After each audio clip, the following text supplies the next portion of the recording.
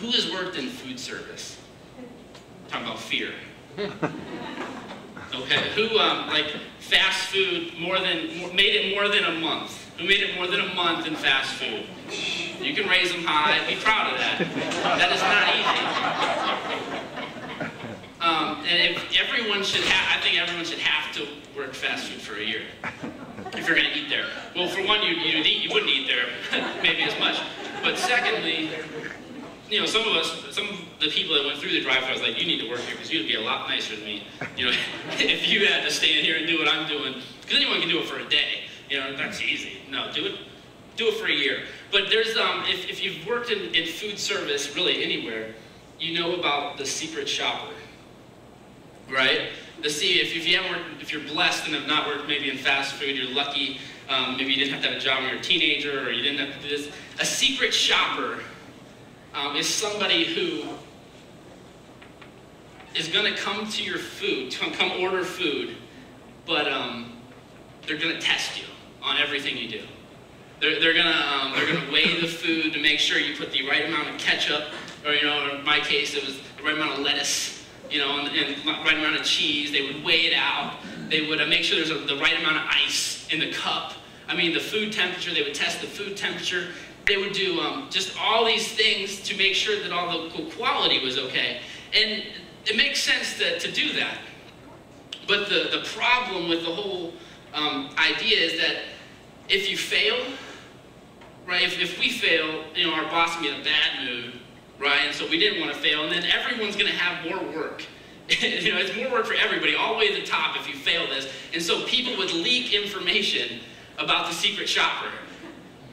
And so you kind of knew when that person was going to come. And so it was the worst day on earth to work at the restaurant if you thought that the secret shopper might come.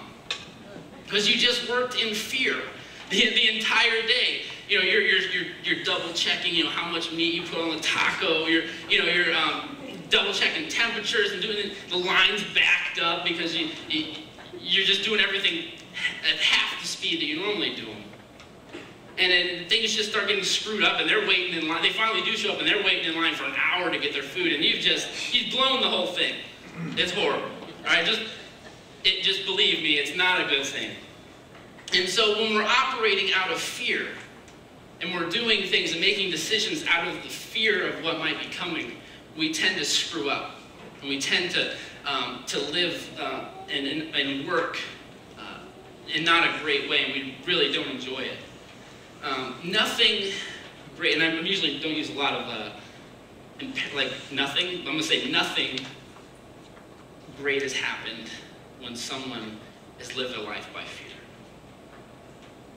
You know, imagine if Christopher Columbus, right, hadn't sailed over, if he was too afraid to come over here. You know, that wouldn't have happened out of fear. You can't fall in love. Imagine if you were too afraid. You can't fall in love if you're ruled by fear. Because you would just hide your heart, you would hide in your room, you don't want to get hurt. You know, love takes risks. And love has to laugh really in the face of fear sometimes, putting yourself out there. And so all through history you can find people, the people that did great things, Martin Luther King, you know, who, without fear, if he wouldn't have looked fear in the face, you know, and marched through it, you know, who knows where this nation would be today. And so fear is something that we have to look through and look past. And imagine Jesus when he was standing in the Garden of Gethsemane and just said, I'm not going to do this. You know, this is going to be too tough. I don't think so. I'm not going to the cross. You know, and so my hope that through this series is that we can begin to respond to fear the same way that Jesus did in that passage in Luke 22. He said, Father, if you're willing, take this cup from me, yet not my will, but yours be done. And being in anguish, he prayed more earnestly. And so if you want to talk about fear, I mean, Jesus is staring right into it. And he says, you know, whatever you want, God.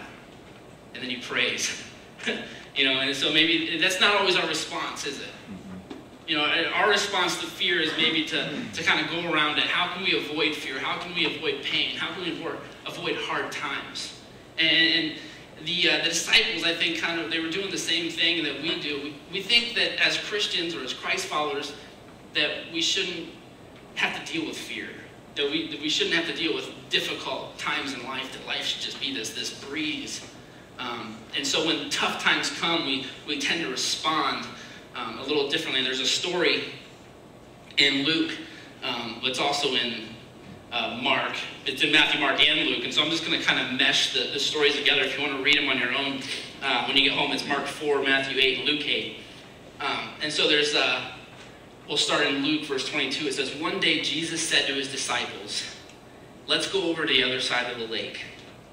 And so they got into a boat and set out." Matthew writes that without warning, a furious storm came up on the lake so that the waves swept over the boat. And I don't know if you've ever been in this situation where a day, have you just sort of been that point in life where it just seems good? You know, where maybe it just can't get any better. Things are just going fantastic. It's a gorgeous day out here. They're on the boat. They got Jesus. You know, it's just a good day just fishing with Jesus, you know? And we've been in those places in life, it's just good. And then out of nowhere, you know, we get a phone call.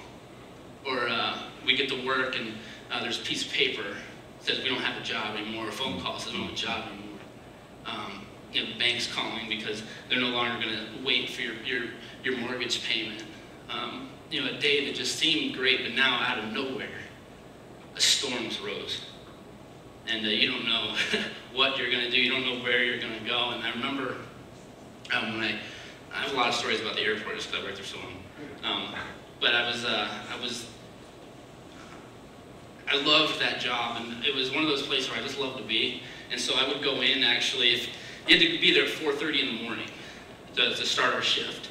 And I would, if I stayed up too late, like 10:30, 11, it was one of those things like, I'm going to sleep for 3 hours, you know? And so what I would do is I would call my supervisor, who I was good friends with, and be like, I'm just going to come in, is that all right?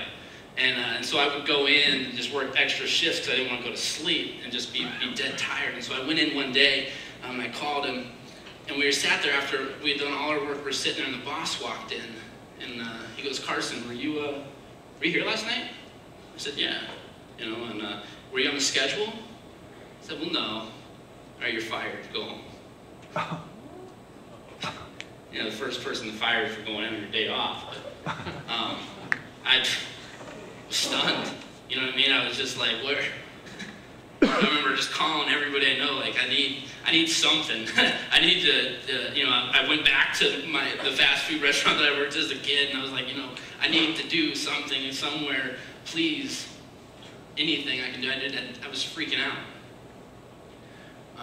And I think the disciples they're freaking out because this storm had come out of nowhere. They weren't ready for it. They weren't preparing for it.